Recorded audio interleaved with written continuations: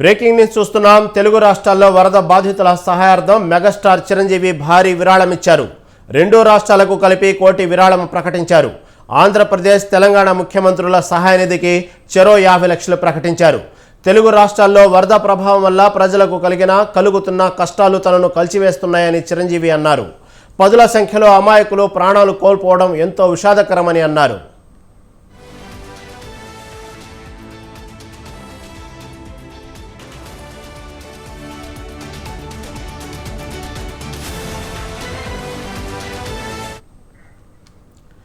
తెలుగు రాష్ట్రాల ముఖ్యమంత్రుల నాయకత్వంలో 2 ప్రభుత్వాలు సాయశక్తుల పరిస్థితిని మెరుగుపరచడానికి కృషి చేస్తున్నాయని చెప్పారు.